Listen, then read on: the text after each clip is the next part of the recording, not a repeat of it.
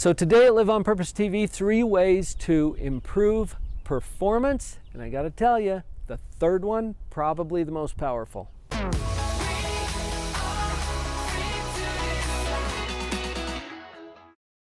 Without getting into all of the technical ways that you can improve your performance in any specific area, let's talk about some general rules that will apply whether you're talking about performance in music and theater and dance, or performance on the job site, or performance in the market, or performance in your relationship. I think it's going to apply to all of those. Let's get to the general principles. Number 1, take care of yourself. Yeah, pretty simple, right? Yeah, simple and easy aren't the same thing. You got to take care of the number 1 asset that you bring to the table, because this is the performer. When you think about it that way, it makes sense, right? Because you got to take care of the performer if you want to have a good performance. So to improve that performance, now what does it mean to take care of yourself? I'm going back to 4 steps that were given by Dr. Ed Hallowell at Harvard University when he was talking about brain maintenance. Basically, how do you take care of the equipment here? Number 1, get enough sleep. Sleep is huge. It's important. We've done other videos on sleep. Go find those if you want to get some specifics. Sleep is important. Get enough sleep. Phase 2 of the brain maintenance, eat a balanced, healthy diet. The fuel that you put through the machine matters. Pay attention to that. Now you're going to notice also this is going to have other positive impacts in your life, okay, with health and other things. But we're talking about brain maintenance right now and how you take care of the performer, all right? Number 3 on brain maintenance, regular exercise. Be active. You got to move around. This triggers interesting things as it relates to brain chemistry. Even if it's not vigorous exercise, the increased activity levels trigger your brain to secrete certain chemicals into your bloodstream that regulate your entire metabolism. Absolutely important. And it's interesting. We've seen this in the research. When you put exercise up against antidepressant medication, exercise always wins and has some distinct benefits over medication in those clinical trials. So there's a reason why exercise made the list. And step 4 of Dr. Hallowell's brain maintenance, prayer and meditation. And this is not necessarily from a spiritual standpoint. It has to do with quieting the mind and connecting with purpose and with integrity and virtue and values, those higher moral functionings that we engage in. Having regular time to do that. So sleep, diet, exercise, prayer and meditation, that's what it means to take care of yourself. Now I said I was going to give you 3 ways to increase performance or to improve your performance. First is to take care of yourself. Second, take care of the team. What team? Your team. You can't do this alone. Look around you. Who's closest to you first? If you're married, we're talking about your spouse.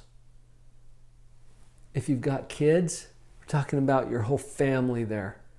Brothers, sisters, parents, uncles, aunts, cousins, friends, people in your community, people in your neighborhood, people that you work with, your customers, your vendors, your providers. They're all on your team. It's amazing to me how much our team matters. I had a guy here in my office, we're talking about depression, and he was embarrassed really that he had to come and talk to me about depression and get some help from me. I'm an expert on this. I never do my own dentistry. Do you? I hope not. Not a good idea. You want to get an expert, someone who knows their stuff. And you don't have to know everything. You just have to know people.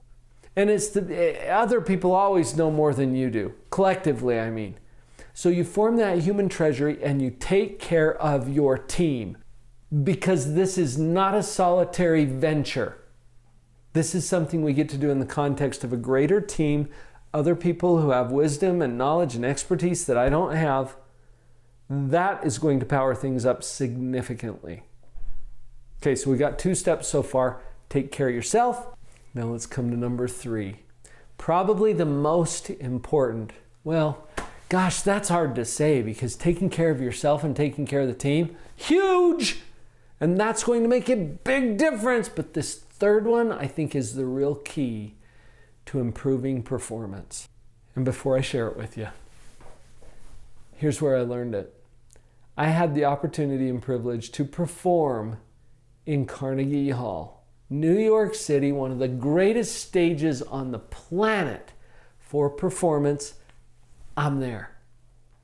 It wasn't just me. I was in a big choir formed by, I think there were 300 different members of this choir that was formed by smaller choirs coming together. Anyway, it was a great rendition of Durfle's Requiem there in Carnegie Hall.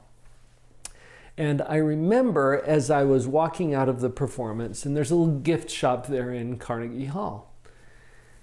And in the gift shop, they were selling t-shirts and handbags and hats and other memorabilia and souvenirs that you can get from Carnegie Hall. And the theme on this particular set of merchandise was, how do you get to Carnegie Hall? Practice, practice, practice. Yeah, you don't even need Siri for that, do you? How do I get to Carnegie Hall? Practice.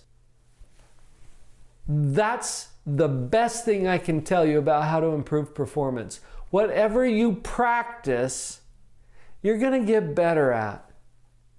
Practice, practice, practice. You find what your passion is, what your skill area is, what your chosen performance is, and then you practice it, and you practice it, and you practice it until you get so good at it that you become the master of that particular performance. It's kind of funny, isn't it, that I get to make these videos that illuminate the obvious? That's kind of fun for me, and I'm glad that you're here.